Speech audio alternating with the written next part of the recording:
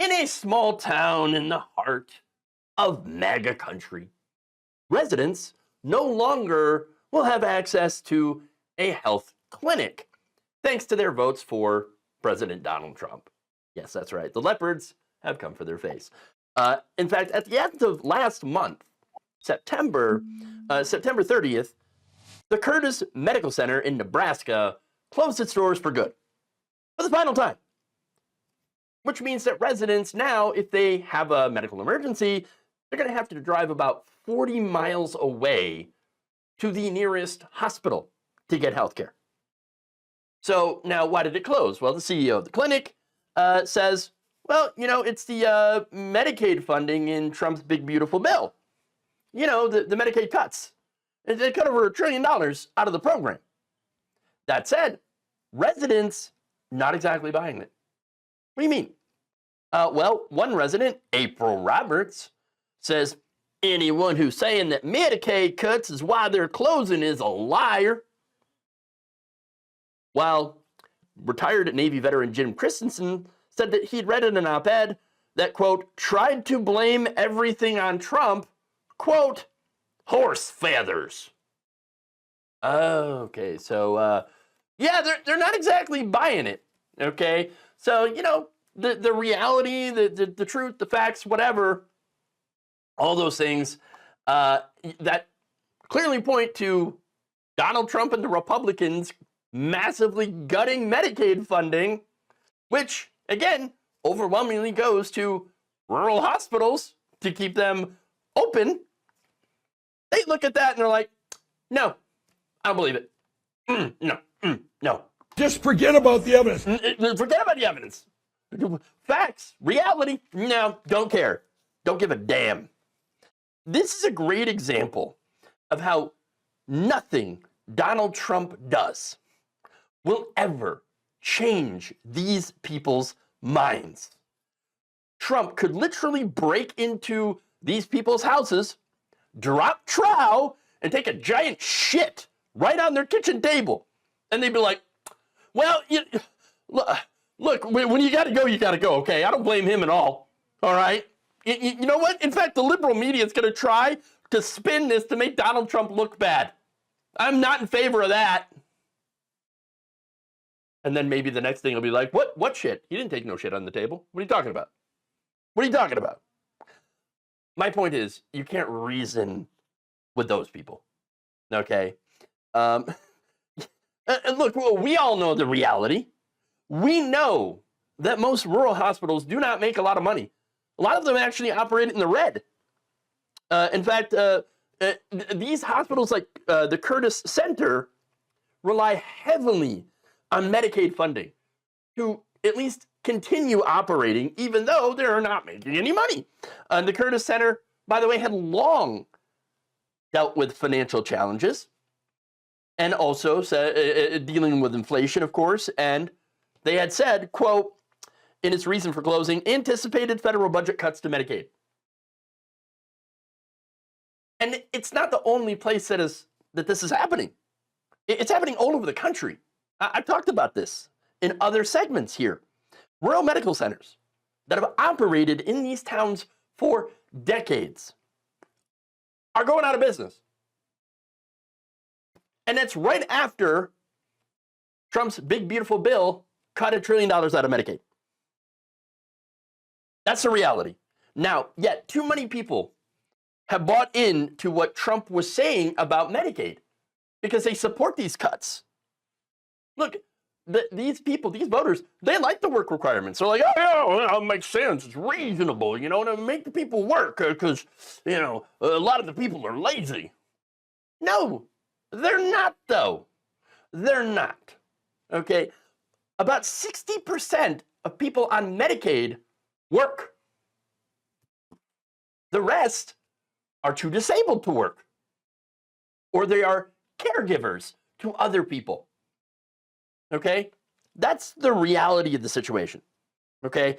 But then, again, they think, oh, no, the work requirements, totally fine. And not only that, but, all Trump did was just end Medicaid coverage for illegal aliens. Of course, the reality is Undocumented immigrants never got Medicaid benefits. They're not eligible for them. It's a lie to say that, oh yeah, no, these illegals, they're getting all this free stuff. No, they're actually not. There is one thing that they can get, and that is emergency services. That is thanks to Ronald Reagan and EMTALA. Okay, that's really it. Even Ronald frickin' Reagan, who is, I think, the patient zero for what is going wrong with our government, okay, and what has been going wrong over the last 30, 40 years, okay? Ronald Reagan, even he was like, I am not that heartless. I'm not going to let immigrants and poor people bleed out in the middle of the street. That would be wrong. I can't do that. So yeah, I'm going to sign EMTALA, which means that immigration status and the status of your wallet doesn't factor in whether or not you get emergency services. They have to see you. That's it. One of the residents, Joe Pop, a 3-time Trump voter, believed that the president was just doing nothing more than cutting wasteful spending and does not believe that Trump or the Republican Party caused the closure. Another resident, however, Sharon Jorgensen, who is a registered Republican but is not a Trump voter, never voted for Trump, said she was frustrated that so few of her neighbors believe in facts and reality. Quote, they're huge Trumpers, and it doesn't matter what he does. There's an excuse for it. There you go. Yeah, she sees reality. She's absolutely right. And look, Frontier County, where Curtis is located, they voted 86% for Trump in the last election. So yes, major Trump country. It is redder than red. And now, unfortunately, as a result of their votes, some of the people there will end up deader than dead because they would not be, they can't get health care in time anymore. Think of how much time it takes for a stroke or a heart attack. You need that, care immediately. Every second counts. And now they're 40 minutes away from the nearest hospital. And there it is. That said, as I already mentioned, not everybody there is a Trumper, or even if they did vote for Donald Trump, they still don't all believe in the cuts. For example, 61-year-old Brenda Wheeler, a Republican who voted for Trump in 2016 and then didn't. She actually sat out last year's election, said, I'm not in agreement with this bill. When we talked about making America great again, I don't think this is what we all had in mind. Well, she even is thinking about changing her registration from Republican to Independent as a result of the cuts in the big beautiful bill, which, again, we had been warning people about. Now, another person, Carrie Kemp, said, I don't like the Medicaid cuts either. 47-year-old had gotten Medicaid coverage after Nebraska voters. This is one of the great things that Nebraska voters had done. They actually chose to expand Medicaid in 2018. When you put it to the people, they're like, yeah, of course, this makes sense. That said, she had found it very difficult to document all of her different jobs, bartender, worker for the county, rancher, and had struggled to submit all of the necessary paperwork that is required, and now, as a result, was kicked off the program.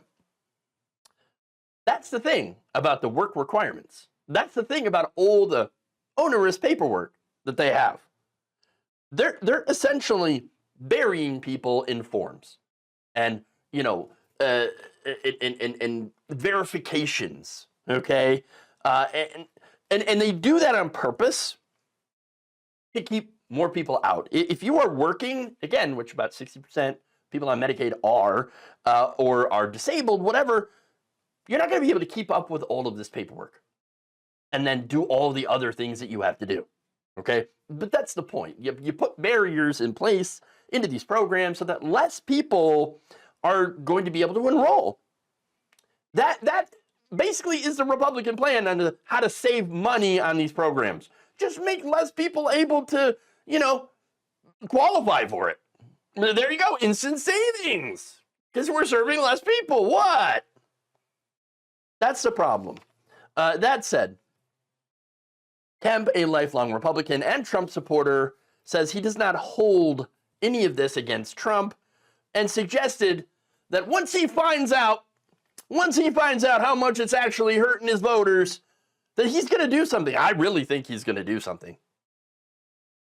That, my friend, is pure copium. Delusion. Absolute delusion. He is not going to do anything about this to fix it. He does not care about you. He just needed your vote. And he got it. You gave it to him. Look, we warned these people. They did not listen. And now that they're having the day they voted for, many of them still do not believe that he was the one to have done this to them.